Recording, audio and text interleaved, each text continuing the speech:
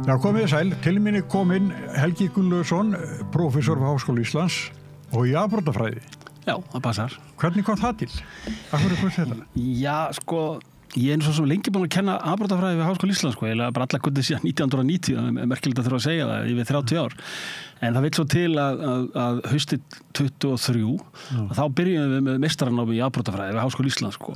Og þannig að við erum á öðru ári núna með meistaranámi í afbrotafræði. Þannig að núna er raunverulega einbeitið mér bara mest af afbrotafræðinni sem sagt þarna í kennslunni og upp í háskóla, sko. Þannig að það er að koma fleiri afbrotafræðingar. Já, það má segja það, sko, að það eru fleiri sem er að koma og nema þessi fræði, sko, á svona akademískum grundvelli og svo geta nefnt það. Þetta virðist vera mjög vinsælt fag. Það eru mjög margir sem hafa áhuga á þessu og hafa bæði skráð sig í afbrotafræði en líka sem hafa haft áhuga bara á afbrotafræði og vilja taka einstök námskeið, sko. Þannig að það er mikill áhugi í samfélaginu á svona málefnum sem tengjast svona afbrotum, refsingum og ýmsið sem tengist þeim málaflokki, sko. En það er þetta náttúrulega, sko, ég var að segja, allt og stór hluti að mannlífinu. Já, ég meina, þetta er, þú veist, það eru tilfinningar, þú veist, það er fordæmingin, það er samkenndin, þetta kemur allt saman einhvern veginn í afbrotafræðinni. Og þetta er líka svona þverfagleg grein að því leytinu til, þetta er ekki bara, þú veist, félagsfræði, heldur er afbrotafræðin, hún er sálfræði, hún er lögfræði, hún er meira sér svona líffræði, læknisfræði, hagfræði. Það er að segja, í afbrotafræðinni svona sem fræðigrein og akademísku grundvelli, þá þú að lesa rannsóknir úr ólíkum fræðigreinum og það er það sem mér er alltaf þótt svo skemmtilegt við afbrotafræðina, að hún er raunverulega allstaðar í öllum fræðigreinum og maður þarf einhver leita tileinka sér svona sjónarhorn úr ólíkum fræðigreinum og sérstaklega sem maður skoðar eins og maður lögfræði, sálfræði og félagsfræði. Þetta eru þar greinar sem eru svona kannski megin stofarnar þarna á bakvið, sko. Og þá þarf maður að kynna sér þetta og sem dæmi að nefna það, ég sérhæfði mig í afbrotafræði í Bandaríkjunum á 9. áratugnum, tók þess að meistaranám og doktorsnám í afbrotafræði og til þess að ljúka afbrotafræðinni þar, þá þurfti ég að taka refsirétt í lagadeildinni við þennan bandaríska háskóla. Þurfti að taka 2 námskeið þar sem tengjast sem sagt refsirétti, sko. Og það þurfti bara að setja þess aftur í svona einhverja nýjar stellingar, sko, að fara úr sem sagt félagsfræðideildinni og fara inn í þennan sem sagt heim lögfræðinar með svona allir þessum litlu lögfræðingum sem voru þá að nema lögfræði á þeim tíma, sko. Þannig að þetta er mjög fjölþætt. Já, það er mjög fjölþætt. Sko, núna er mikið til í umræðinni að það er svo margir útlendingar hérna sem að sitja í fangelsum hafa framiglæpi að fólk vil bara að við bara rekum á landi og þá hlýtur að vakna spurningin, getur við gert það svona refsilaus bara, ef þú brýtur að þér, þá bara sendur í burtu, hvort það sé ekki hvetjandi þegar þeir koma aftur inn í sína heima að blessa fara til Íslands, maður. Þetta er bara... Já, þetta er alveg eðlilegt að menn spyrji, sko, vegna þess að réttarfarsleikakerfið er fyrir miklu, má segja, miklu álagi mitt vegna þessa. Það eru svona erlendir brotamenn, sko. En þá er kannski nauðsynlegt að hafa í huga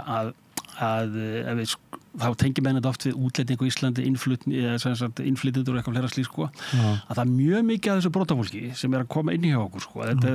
kemur mikið í gegnum þá Leifsstöð og er að koma enga til að brjóta af sér mestmegnis svona eins og fíkniefna innflutning eitthvað slíkt, sko. Þetta er einstaklingar sem er ekki að fara að búa hér og þeir búa ekki hérna. Þetta er raunverulega bara einstaklingar sem eru svona eins og maður kallar það svona bara farandi afbrotamenn en svo maður komast og svo þetta skoði jafnvel enn nánar, þá er þetta oft á tíð bara jafnvel bara mætti líka þessu mansal, sko. Þetta eru bara einstaklingar í mjög veikri stöðu, sko, sem hérna taka kannski fá hálfa milljón fyrir það að fara með efni á milli landa og til Íslands og við erum að sjá hérna hjá okkur í hérna gæsluvarðhaldi, það er alveg bara stærstu hlutin eru bara útlendingar sem eru í gæsluvarðhaldi vegna einhverja brota og innflutnings og efnu með einhverju slíku, sko. En ef við förum inn í fangelsin sjálf, þá hefur reyndar alveg rétt, það hefur hlutfall einstaklingar sem afplána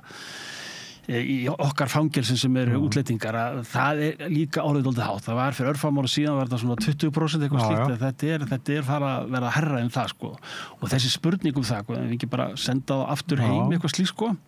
Það er auðvitað alveg, sko, sjónarmið. En þá kemur þetta upp, sko. Þá verðum við að hafa, sko, framsalssamning við komandi land, sko. Og við höfum það við einstakarlönd.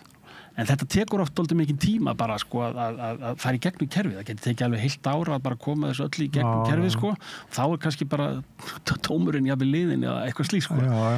Það eru svona formsatrið sem kannski flækjast þarna aðeins fyrir. En það nýjasta sem maður hefur heyrt í þessu sem var á bara pólitíkusar og fyrirverandi ráðherra að vera að tala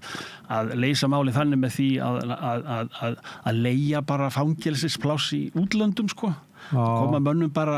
erlendis bara og láta menn eins og Danir hafa gert einhverju leyti og Normenn einhverju leyti líka til dæmis að láta afplán í Hollandi eða jafnvel eitthvað allt annars staðar það er líka, það er mjög dýrt og ekkert ódýrar en bara að hafa menn hér sko en þá þurfum við svolítið ekki sko að byggja yfir þá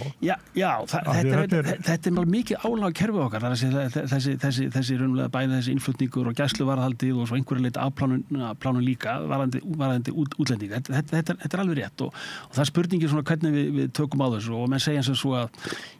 bara sendum við ekki bara aftur bara beint til síns heima og allt það jafnvel til þess að afplána einhver tilvillum eða bara senda á tilbaka og bara fá ekki komið aftur til Íslands eitthvað slíkt en menn þá líka gleyma oft í þessar umræðu að það eru þetta fjöldi Íslendingar sem er afplánað erlendis líka sko. Til dæmis ef við segjum sem svo að bara, við viljum bara allir útlendinga, fá þá bara, láta þá bara afplána erlendi sko, það léttar mikið af kerfinu, en þá einhvern veginn hlýtur eðli málsins samkvæmt að vera það að allir Íslendingar sem er afplána erlendis og þeir eru 10 stundum, að þá þyrftum við að fá þá heim sem við fáum ekki sko, þannig að spurningum við vörskjöldjöfnin sko, hann er kannski núna má segja, svona þróunin síðustu misseri 1-2 árin að þá erum við með meiri kannski þunga hjá okkur af erlendu fólki sem er í gæsluvarðhaldi og kannski einhverju leyti í fangelsi en við erum með Íslendinga í útlöndum þetta við stundum oft verið bara nokkurn veginn jaft en megin vandinn þetta birtist okkur í gæsluvarðhalds og málaflokknum sko. Það er þar sem við erum að sjá mjög mikið útlendinga og það er alveg bara fleiri tugir sko og svona tökum síðustu 2 ár eitthvað slíkt sko þá það er bara alveg ótrúlega mikil fjöldi sem er þarna inni mitt sem er útlendingar og eru álega í kerfinu og spurningin er oft með þá kannski fá þeir dómi eitthvað slítið og svo oft bara að hverfa þeir til síns heima og eru kannski 100-200 mann sem eru kannski í gögnum fangelsisstofnunar en eru bara farnir sko og þá spurning hvort við erum eigið einhverju miklu kröftum í það að fara eltað uppi ég held ekki sko Nei Þannig að það er svona hluta af þessu vanda en það er alveg rétt að ef maður fer í fangelsi í dag eins og til dæmis á Litla-Hrauni eitthvað slíkt sko þá er talsverður fjöldi sem er útlendingar og ég fór þarna fyrir sumari í mann 23 að þá fór ég að heimsækja Litla-Hraun og var þarna með erlendum fræðimanni með mér og vorum að taka viðtöl og fleira og svo fórum við inn í einhverja stóra svona skemmu þar sem var svona 20 manns að vinna sko og þá kom einn þarna fanginn útlendingur og fyrir eitthvað spyrjunu varðandi svona þessi, hvers er komið menns margir útlendingar, einslingar eitthvað slíkt og bara byrja að ræða við þá sagði hann bara Welcome to the United Nations og það er að segja sko að hópurinn, þetta var allt meira og minn útlendingar, það var einn Íslendingur sko og hann var svona út undan sko og svo var allir hinni sem voru bara, þetta var uppbundir ég held að það verið uppbundir 20 eitthvað slíkt sko allt útlendingar og svo fór ég að spyrja svona bara, hvað eru margir mikið þjóðerindi sem er hjá okkur á Hrauninu eða í fangelsunum 17 þjóðerindi það er ótrúlegur fjöldi sko Þetta er bara eins og í skólunum Þannig að það er sko að innflyttu fólki sko nýbúðum, ég er nú ekki að... Nei, akkurat, það eru þetta mismættið skólum, það eru ákveðin hverfið það sem er mjög hátt hlutfall útlendinga og svo eru kannski önnur hverfið það sem er lægra hlutfall. En það er alveg rétt að við sjáum þetta alltaf mikið í réttarvörslukerfinu sko og svona þessi mikla svona, hvað getur sagt svona þessi kannski ofvöxtur en þessi mikið svona þensla og þessi mikla álag sem hefur verið þar að þetta er mikið kemur til vegna þú veist, það eru erlendir aðlar sem koma við sögu en eins og ég segi að við megum ekki einhverju leyti rugglaði sama við innflytjendur í Íslandi eða eitthvað slíkt ég var alls ekki að menna þessi ég veit það, ég bara líka fyrir bara áhörendur sko, innflytjendur eða þess vegna hælisleitendur eða flótta fólk eða eitthvað slíkt, þetta er allt ólíkir hópar og svo kannski þessi hópur sem er kannski að koma hinga, sem eru kannski með innflutning á fíknefnum eða með eitthvað skilríki sem eru ekki rétt eða eitthvað, að við höfum leyst þetta með mikið með þessu gæsluvarðhaldi sko og það er gífurlega mikill þungi fólki sem liggur þar og mikill auðvitað kostnaði fyrir okkur og það þarf einhverju leiti finnst mér að reyna að taka einhvern veginn betur á því, sérstaklega auðvitað með þessi vegabrif og allt það sko, að ekki vera með settir í gæsluvarðhald og svo varðandi þennan innflutning þess að menn að koma með 500 grömm eða 1000 grömm að einhverju efnum innvortis eða ekki sko og eru síðan settir í gæsluvarðhald og eru þar alveg bara oft sem viku skipti. Já, sem þá álag líka á saksóknarembættinu og það allt saman. Þetta mikið álag sko og svo þetta bara eins og segja einstaklega sem bara í mjög erfiðri stöðu sko. Þetta einstaklega sem þá út í Evrópu, kannski skulda einhverjum fíkniefnabarónum með eitthvað slíkt og vilja leysa skuldamálum með einhverjum hætti og smygla einhverjum efnum hingað til Íslands og þetta bara smápeð sko og þetta það sem kannski lögreglu til okkur viljum þetta ná kannski í þá sem eru bakvið þetta en það gengur ekki sko oft við að rekja það sko en vandinn dálítið þannig að við sitjum oft uppi með þessa smáfiska í kerfinu okkar sem mjög kostnaðarmikið fyrir okkur sko. En 2024 var erfitt ár hjá okkur. Það var svona manndráp og bara morð sem voru framinn sett nýtt með hvað var ekki 8 sem var Jú, 8 málefni og 7 sem sagt, 8 dráp og 7 málum eitthvað slíkt sko, það alveg rétt það ár er svona, má segja ákveð toppár hjá okkur 24 og það má eiginlega segja sko, eiginlega frá svona 2020 sko, þá má segja, það voruð kannski ákveðin umskipti hjá okkur í manndrápum sko, það að segja, ef við tökum tímabilið svona frá 2000 til 2020, þá erum við með svona jafnaði 2 manndráp á ári sko, bara all þetta tímabil, þannig að í raun og veru ekki einn fjölgun, það eiginlega jafnvel fækkun ef eitthvað milli 2000 og 2020, ef við tökum þess að mannfjölda, það mikil mannfjöldaaukning sko frá 2000 til 2025 sko, þar að segja frá 2000 til 2020 þá þetta nokkuð stöðugt varðandi fjölda manndrápa ef við tökum allt 20 ára tímabili fyrir. Þetta eru svona 2 manndráp á ári að jafna því, stundum fleiri, stundum færri, en það svona 2 og mikill mannfjöldaaukning á þeim tíma. Síðan 2020 til 2024 þá erum við með sko eiginlega sko 4 manndráp að jafna því. Það hafið sem sagt tvöfaldast. Það tvöfaldast sko og svo við tökum bara 2024 þá eru bara mjög 7-8 mál sko. Þannig að 2024 stendur útur sko en stendur útur í svona 5 ára periódu sem er ekki séð áður sko. Þar að segja þar eru 4 manndráp á ári að jafna því og svo þetta komið í 7-8-24 þannig að já, við erum að sjá hérna eitthvað skonar uppsveiflu í manndrápum hjá okkur og það eru þetta áhyggjuefni og þarf þetta bara að skoða líka svona dálítið mikið eðlilega þessara mála, tegundar þessara mála, hvort að það sé eitthvað mikið að breytast. Mér sýnist að það ekki breyst mikið varðandi svona tengsl geranda og þolenda. Það mér sýnist ekki mikið að breyta í sambandi við verknaðaraðferð sko, það yfirleitt bara eggvopn og svo þetta líka oft tengt svona það áfengi vímuefni, átök, ágreiningur, það ekki mikið það ekki svona mál sem ekki upplýst, það ekki mikið svoleiðis, þannig að sjálfur það ekki mikið breyst varðandi eðlilega þessara mála, nema kannski að því leytinu til að við erum að sjá fleiri börn vera gerendur og þolendur og við erum að sjá einhverju liti konur líka sem svona þolendur kannski aðeins meiri en áður og sem gerendur sko, þannig að það er eitthvað aðeins að gerast þar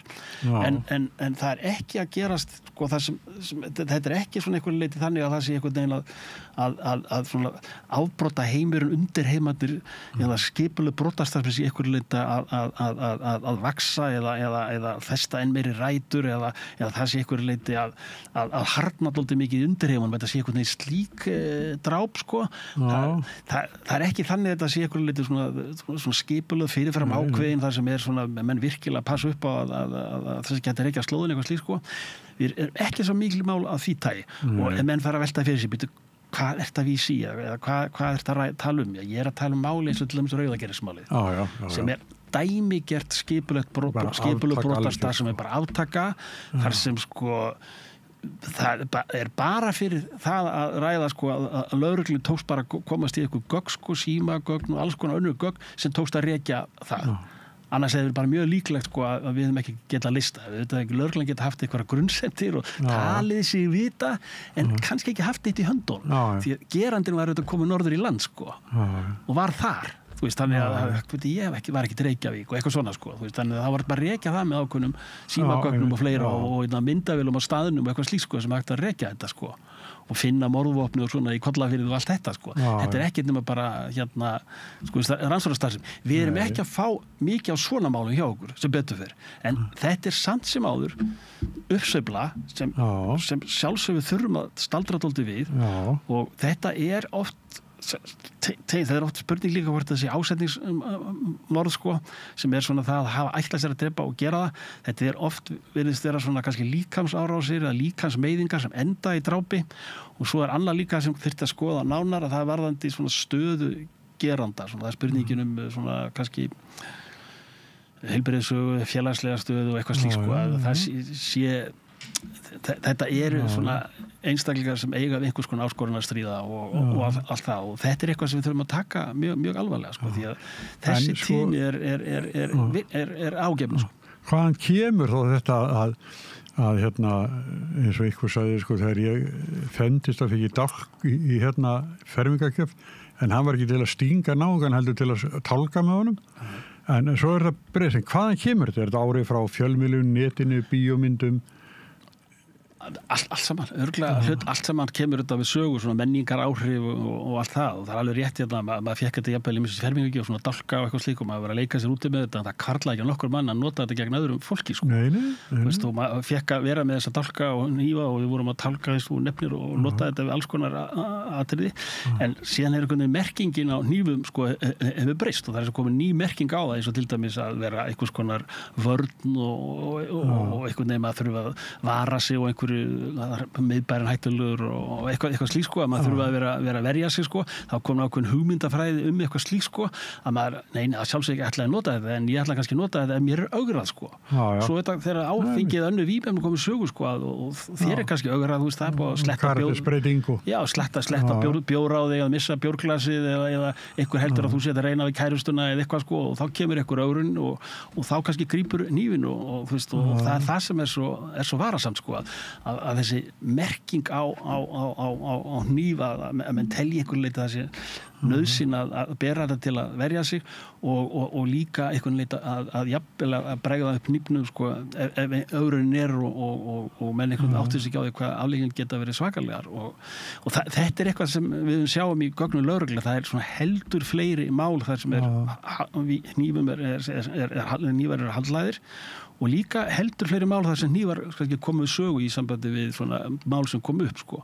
og þetta höfum svo sem áhyggjur af því þar að segja þetta einhvern veginn komið inn í menningunni eða að hnífar sé eitthvað svona sem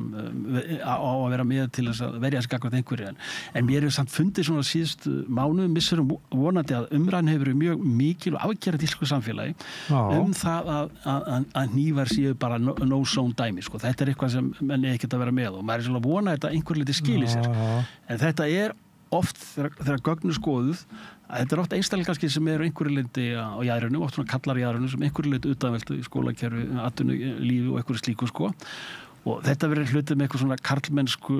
yfir bara sko, vera töffari og vera einhverju leyti, já ég svona öllu búin eitthvað slík sko og það þarf einhverju leyti að ná til þessara hópa sko, þetta er ekki við erum ekki að tala eitthvað rosalega mikið fjölda en við erum samt að tala hóp sem einhverju leyti lítur á þetta sem einhvers konar nauðsyn eða þetta sé einhver svona töff eða þetta sé einhverju leyti kúla að ganga með hníf og sína hníf eitthvað slík sko en mér finnst samt sem að eins og sé umræðan hefur verið dálítið áberandi og sterk svona dálítið gegn þessu og vona einhverju leyti að það hafi áhrif leið og líka einhverju leyti þessir hópar sem í brotum og svona sem kannski svona einhvers konar svona, jafnvel svona einhverjar gengjamyndanir eða hópamyndanir í kringum tiltekna hluti ekki endilega bara mjög ungir krakkar sko, heldur jafnvel ungir karlar sem jafnvel í einhverju starfi eða eitthvað slíkt niður í bæ eða eitthvað svona freyma að koma til þeirra og einhverju leyti að taka á þessu af einhverju festu sko, ekki bara kannski hugmyndaverið heldur líka það sem við höfum heyrt í umræðinni sem nýr dómsmálaráðherra að tala að beita sektarákvæðum með ákveðnar hætti en áður og ég held að það sé alveg svona hlut af þessu líka vegna þess að hnífaburður á opinberu vettvangi bannaður, það er lögbrot að vera með tiltekna hnífa á opinberu vettvangi en það er þessu sjálfu sem ekkert verið neitt framfylgt eða menn svo sem ekkert endilega leita mikið eftir þessu sko en það kannski þarf bara að fara að taka þetta svona fastari tökum sko að í þessu skemmtarlífi þessu menn að víma sig sko að þar þetta bara stór hættur að bera slík vopna á slíkum vettvangi, sko. En þetta að kalla það ef að svona einhver afbrigði sem ég kemur að því einhver annar dansa í kærustuna og það enda svona, það ekki kannski hægt að kalla það hefndarbrot eða eitthvað. Nei, það svona kannski full mikið orð yfir eitthvað slíkt, sko, en það kemur óvart þegar maður skoðar svona jafnvel alvarleg ofbeldismál eða bara ofbeldismál sem verða í þessu opinbera rými. Hvað tilefnin eru oft lítilfjörleg. Það bara út af læstu því engu, sko, það bara einhverju misskilningi jafnvel líka en þegar menn eru í vímu þá eru menn ekki með fulla dómgreind, sko, og þú veist, og þeir eru og menn eru oft bara tæpir á því, sko, jafnvel alls gáðir, sko, þú veist, bara það eru þetta álag að vera til og veist, og hérna borga og kannski kærasta farin frá þér eða eitthvað, alls konar vandræði í skólanum eða vinninu og rekin í síðustu viku eða eitthvað, og svo fer að drekka og fer alltaf aldrei að skemmta þér og hafa eitthvað, þú veist, menn geta það að vera tæpir og það víma kemur ofan á þetta og þú er kannski með og það þér er ögrað og þá bara, nú læt ég ekki bjóða mér þetta lengur, þú veist, og það er bara miskilningur. Þegar ég var úlingur og ungum maður vestur á Snæfellsnesi, þá var bara viðkvæði, ég rótaði næsta balli og það var, sko, ég var einu sinni rótar en það eins og það var fyrir miskilningi en það var bara málið. Það var svona handalögmál, ekki, sem að kalla það, og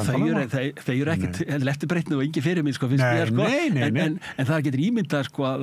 það hættu þau, sko. Akkurat, menn þetta var eitthvað sem menn bara láti ekki bjóða sér, sko, og segja mörgulega umbura lindi fyrir ofbeldi hefur sem betur fyrir það hefur minkað, sko. Þú veist, þetta eins og þetta á þér, það er næstu í svona karlmennsku bragur, sko, að vera alltaf sterkur og stór og fara á ball og hérna og berja þessa helvítis ólagsvíkinga eða stikkisólsbúa eða bla bla bla, þú veist, eitthvað svona. Og Sandara, Sandara, eitthvað heitir það, sko, þú veist, þú veist, þá var eitthvað svoleiðis bragur yfir þessu, sko, en þú veist, þetta var nokkuð leyti bara eiginlega upprætt, sko, þetta þykir ekkert kúl, sko. Við þurfum að gera eiginlega sama við þetta, það er ekkert kúl að vera með hnífið að stinga eitthvað slíkt, sko,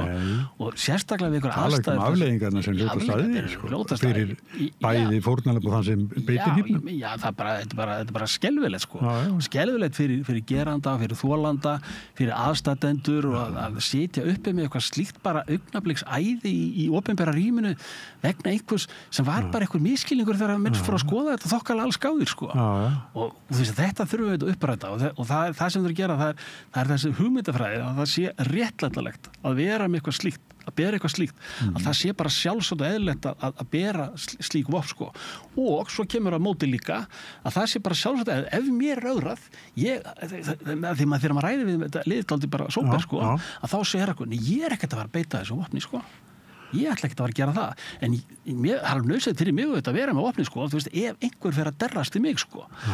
þá er ég auðvitað tilbúin, sko. Réttlætingin Já, réttlætingin þessi, sko. Og hérna, bara, þú veist, það er eins og það er alltaf, veist hvernig það er að núti, sko, það er bara alls konar leiðað úti maður, ég þarf auðvitað að passa mig, sko. Og svo fara menn út á vettvang og menn eru að drekka bjór og menn eru að nota unnurefni og eitthvað slíkt, sko. Og þá fer bara í gang svona alls konar einhver hringekja sem menn bara missa tök á. Og þá grípa menn kannski heldur í hnífinn og í skeður, sko. Við hefum séð svona dæmi því miður í okkur á síðustu missurum og við þurfum ykkur að ná inn í þessa menningu eða ómenningu, hvað þess að kalla, og uppræta hana alveg eins og við upprætum þessa handalögmáls menningu sem þú varst að vísi hérna áður fyrir, þegar menn voru fullir á böllunum og berja einhverja gæja sem voru að derrast í kærustuna mína, sko. Líka menn voru ósamlega, það bara, ég rota á næsta balli, sko, en svo bara var þetta hjákátlegt bara, sko. Já, akkurat, þú veist, bara hlægileg, sko, einhvers líf, sko. Já, svo aðstæðanlegt sem þannig þessu var mörgulega dýtt út, sko. En maður stundum fyrir sér eitthvað að menn er eitthvað að gilla þetta fyrir sér, þetta hefði nú verið svona handalögmál og jafnréttisgrundvelli og jafnræðisgrundvelli og aldrei fórum við svo langt að beita einhverju þessu bræði eða við vorum svo sem ekki með hnífið eitthvað, sko. En þú veist, þá heldur ekkert að vera að gilla þetta, sko. En nú er það þannig að, sko, það eru valkjörurnar sem myndur ríkisstjórnina, biskupinu kona, forsetinu kona og ég er líka bæti við að íþróttumar ársins kona. En hérna hefur eitthvað, sko, hérna tíðni glæpa með hvernig karla, hefur það breytist það mikið eða? Þeir kallar alltaf í miklu meirihluta. Kallar í miklu meirihluta. Þegar aðeins eftir tegundabrota en svona yfir að heila þá þeir kallar í miklu meirihluta en það alveg rétt að svona hlutfall kvenna sem eru að fremja brot sko, það hefur nú aukist eitthvað sko síðust árum sko. En þetta eru það sem að fyrst og fremst kallar sko. Ég meina, ef kallar myndu bara haga sér eins og konur sko, þá værum við enga inn í fangelsi sko, meira og minna sko. Það er svona, við sjá reyndar sko, við skoðum þetta gæsluvarðhaldsúrskurðinn og þeir sem eru svona burðardýr, það er töluvert mikið konur sko. Það er virðast vera nýttar í þessu tilgangi að beita þeim fyrir sig í svona hálfgerðum masarstilgangi að gera þeirra burðardýrum sko og þannig við sjáum aukningi konum þar sko og við erum að sjá núna til dæmis sko í fangelsi á Íslandi, það er alveg geta verið 10 konur, eitthvað 10-12 konur, stundu voru þetta ekki nema kannski 2, 4, 6 sko fyrir örfum árum, en við erum að sjá svona heldur fleiri konur sko og það hefur verið þannig að svona aðeins skoða þetta áður, ekki alveg allra síðust árum, en svona ég hef skoðað þetta aðeins gennum tíðina. Það hefur verið þannig að konur sem er í fangelsi sko, það hafa svona standa jafnaði verri en kallatir sko. Það eru búin að brjóta ansi marga brýra bakið sér, og þeir eru búin að brjóta bara ansi marga brýra bakið sér sko. Og þeir eru bara komnar í fangelsi og þú veist, og bara slóðin eftir það er mjög löng. Það er að hafa fengið jafnvel sénsa á allt það sko, en er einhvern veginn bara komnað alltaf mikið á botni sko. Í verri stöðun er svona meðal karl fangin sko. En yfir það heila tekið sko að ef kallar myndi haga sér svo konur sko, þá væri nú allt annað um að lítast hérna sko. Og auðvitað vona maður að það sé hægt einhver lit að stýra þessu með þeim hætti að kallarnir svona mittskurstaði svona í aðrinum og þeir sem standa höllum fæta að þeir sé ekki að brjóta mikið á öðrum en það er satt alltaf hægt á því að svo gerist ef menn er í erfir stöðu sko. Það er allar svona mælingar á þeim sem er í brotum beita ofbeldi og eru beittir ofbeldi líka, er í einhverjum auðgunarbrotum eða eitthvað slíkt. Þetta er yfirleitt allt einstaklingar sem eiga einhvers konar sögu bakvið. Það eru alls konar líki í lestinni. Sko. Það er alls konar búin að reka sig á, þú veist, rekið sig á veggi, sko, bæði jafnvel strax í leikskóla og grunnskóla, erfitt heima fyrir og eitthvað slíkt, sko. En sko samt megum ekki gleyma því að það er ótrúlegt. Það eru þetta mjög margir sem eru með erfiða baksögu, óregla heima, brotin fjölskyldutengsl, erfiðleikar í grunnskóla og leikskóla og pluma sér bara vel að fullorðinsárum sko. Við megum ekki gleyma því sko. Þetta er ekki bara, þú veist 1 + 1 er 2 sko. Það er ótrúlega hvað margir einhverju leyti bara brjótast framhjá og komast áfram. En málið er það að líkurnar aukast sko. Líkurnar aukast ef menn hafa lendið í gegnum áföll eða mismunun, heimilisaðstæður eru erfiðar, þú veist, efnahagslega, félagslega og búsetulega, sífellt að vera skipt búsetu og nýjan skóla og einelti og allt þetta sko, að þegar svo þá eru líkurnar á því að viðkomandi lendi á glapstu vegna brota, þá aukast það mjög og það er það sem kannski við þurfum að horfa dálítið mikið á sko. En á sama hátt sko að þá er ótrúlega mjög hvað margir einhver leiti bara geta samt fyrir maður bjarga sér án þess að fara að brjóta af. Það þurfa stundum meira fyrir lífinu. Það er meira fyrir lífinu, alveg klárlega og komast einhvern veginn gegnum það, en það er líka kannski, þú veist, að menn sem með slíkan bakgrunn kannski fara kannski ekki endilega í brot, en kannski eiga sér kannski erfitt líf, sko. Það getur verið út af þess bara kannski vímuefnafíkn eða eiga bara erfitt einhvern veginn að ná sér einhver almennu flugi bara, það að segja atvinnulega og gagvað samfélag vegna það bara eðil sjálfsmyndin og allt þetta sko, þannig að er ekki endilega í brotum sko, en bara líður illa, það er bara þjáning til staðar en flögrar ekki eins og aldrei að fara að brjóta eitthvað af sér sko, þannig að það er alls konar myndir sem birtast upp úr erfiðum bakgrunni sko. Dómharka Já, það eru dómharka og allt það í garðeira en þetta er líka kannski einstaklega sem eru dómharðir á netinu sko, þú veist, þetta er bara að því betrir sko, þú veist, bara einhvern veginn að lífið er bara, maður er aldrei fengið neitt úr þessu lífi, maður og svo þessa derrasi og þú veist, það er anskotans og eitthvað svona, þú veist, þetta hefur marg svona byrtingarmyndir sko, hvernig svona erfiður bakgrunn hvað hann leiðir af sér sko, það er svona alls konar myndir af því og að meðal annars þá afbrot en líka margvíslega annar vandi sem getur heilbrigðisvandi, atvinnuleysi og fleira af því tagi sko. En bursið frá því, þá var dómur í dag sastan í Héraðsdómi Reykjavíkur. Það voru 2 hérna sem eru að flytja inn, hvað er þetta, nikótínpúða eða rafrettur eða eitthvað. Það dæmdi til að borga 1,1 milljarð Það er allverulegt, þeir hafa verið búin að græða þetta aldrei vel. Já, það var lagt hald á eitthvað skildist með 200 milljónir í peningum og húsignir og... Já, það er svona verið að taka á einhverjum svartamarkaðsbransa í kringum hvað sér talar muldtóbak eða er þetta ekki löglegt efni eða hvað? Jú, er ekki Svennsjörn, er þetta eitthvað svoleiðis dæmi? Það rangt inn, sko. Já, þeir hafa bara væntanlega ekki flutt rangt inn, en þeir hafa ekki bara flutt eða gert allar skattaskýrslur eða eitthvað svona, engin vaskur og skemmtarnaskattur og ekki neitt, sko. En hafa þeir smiklað þessu kannski að utan, kannski? Tóbakinu eða? Ég þekki ekki máli, sko, en Jú, eitthvað svoleiðis, já, eitthvað svoleiðis, sko, já. Ég reyna að finna þetta, ég hef ekki lesið þetta mál, sko, en ég get alveg... En þetta er alveg ný tal, maður er ekki séð svona... Nei, ekki séð svona upphæðir, sko. Nei, það er alveg rétt, þetta er auðvitað stóru upphæðir, en þeir hafa væntanlega eitthvað bakvið sig í því, sko. Það er að segja hvað miklu verið stungið undan, sko. Jú. Og hérna þá áætlaði, ég held að segja ekki setja maður ekki tvöfald á þetta, á ágóðanu tvöfald, sko. En við hefum ekki séð, sko... Svona upphæðir, sko. Nei, afbrotamenn svona venjulega dæmda í að borga svona mikla peninga. Nei, ekki svona. Það eru lægri upphæðir og ég meina jafnvel í þessum fíkniefna heimi og allt það, sko, maður talaði þetta er oft 110 eða 100 miljón eitthvað slíkt, sko, sem menn er raunverulega bara umfangið á þessu öllu saman, sko. Það er sjálfsög ekki meira, en svo eru menn að segja kannski þetta sé, 100 miljónir og það er auðvitað allverulegt og menn er að meta umfang fíkniefna markaðs í Íslandi og hann er í einhverjum miljörðum, sko. Það er alltaf spurningin alltaf, sko, hvort það sé eitt stór aðili bak við þetta eða hvort það sé margir bak við þetta og ég hef alltaf svona tilfinningu að það sé kannski margir bak við þetta og kannski stundum munur milli þeirra sem er að flytja inn, framleiða og selja og neyta. Þetta er kannski ekkit rosa munur í öllum tilfellum, en auðvitað eru stærri aðilar einhver starfna á bakvið þetta er það mikið og þetta er það aðgengilegt að þekkja það bara allir sem er í þessum markaði, sko, að því litum til hvað er auðvelt að nálgast þessi efni á netinu, sko. Og mikið úrval alls konar efnu, sko, og svona stóra haldlaglingar virðast oft ekki hafa nein áhrif á það sem kemur ofta óvart, sko. Þannig að það er lifandi markaður á þessum vímuefnamarkaði hjá okkur, sko, og það hljóta þá að vera einhverjir stórir aðilar bak við þetta og þeir eru örugglega Íslendingar og svo örugglega í tengslum við einhverja svona útlendsamtök, sko, sem eru að flytja þessi efni fram og aftur milli landa, sko. Það er eitthvað svona okkur viss, sko. Ef við séð Íslendingar sem verið teknir annar stað til þessu Brasíl þá eru þeir hluti af ykkur meiru, sko. Já, og oft bara jafnvel stóri aðilar á alþjóðavísu, sko. Þannig að við höfum Íslendingar sem eru bara í þessum alþjóðabransa, sko, að svona fíkniefna viðskipta á milli landa, sko. Þannig að og við tengjumst því bara eins og aðra þjóðir, sko. En tíminn okkar er búinn, en við ætlum að vona samt að 2025 verði betra ár en 2024. Já, ég held að alveg ástæð til að ætla það vegna þess að við höfum gengið gegnum sveiflur til dæmis eins og manndráp áður, sko, og við ætlum vona að þetta sjatni bara. Er það ekki?